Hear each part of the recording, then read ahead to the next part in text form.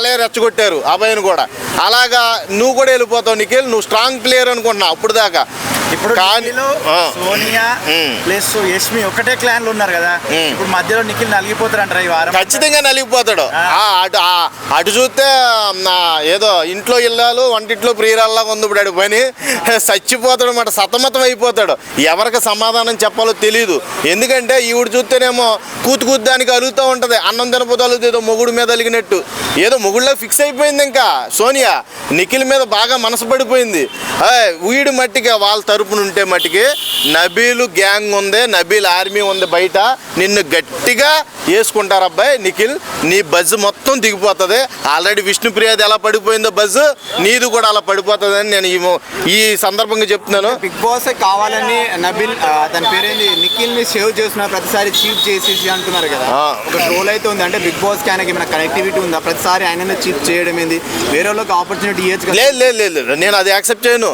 ఆడు గెలుస్తున్నాడు, ప్రతిసారి గెలుస్తున్నాడు కాబట్టి, స్ట్రాంగ్ ప్లేయర్ కాబట్టి బాగానే ఉంది, చీఫ్ కింద యాక్సెప్టబుల్లే.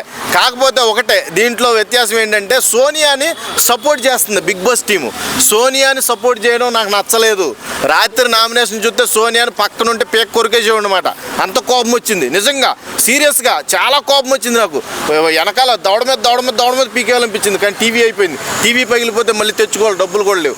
అందుకే ఊరుకున్నాను. కానీ నాకు వచ్చింది రాత్రి పృథ్వీగౌడ్ మీద, నా సోనియా మీద వచ్చింది కోపం. వాళ్ళు అన్ఫేర్ నామినేషన్ చేశారు, వాళ్ళు రివెంజ్ నామినేషన్ చేశారు. వాళ్ళు కరెక్ట్ పాయింట్లతో మాట్లాడారు. ఎవరో నబీలు ఆదిత్య ఓము కరెక్ట్గా ట్రిగ్గర్ చేశారు. మీకు సమాధానం లేదు. ఏంటి నువ్వు సోనియా వెనకాల వెళ్ళి సోనియా ఏం మాట్లాడితే అది నామినేషన్ చేస్తావు నువ్వు పృథ్వీ? అసలు నీకు మైండ్ లేదురా, నీకు బుర్ర లేదు.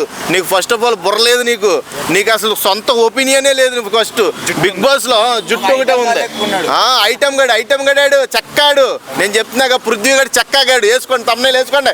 పృథ్వీగాడు చక్కాగాడు. సోనియా సోంపాపిడి మొహం అది. దానికి ఇంకో పేరు కూడా పెట్టేవాడిని. ఆడపిల్ల అయిపోయింది, దానికి ఇంకో పేరు పెట్టవలసి వస్తే చాలా మంచి పేరు పెట్టేవాడిని. సోనియాది చాలా ఫేక్ గేమ్. సోనియా అనే దాన్ని అసలు హౌస్లో ఉండడానికి అర్హతే లేదు. సోనియాని అర్జెంట్గా పంపించండి బిగ్ బాస్, లేకపోతే నేను చాలా కోపపడిపోతాను. అటాచ్మెంట్ ఉందా మరి? సోనియా ఒక్క మాట అంటలేదు. లేదు.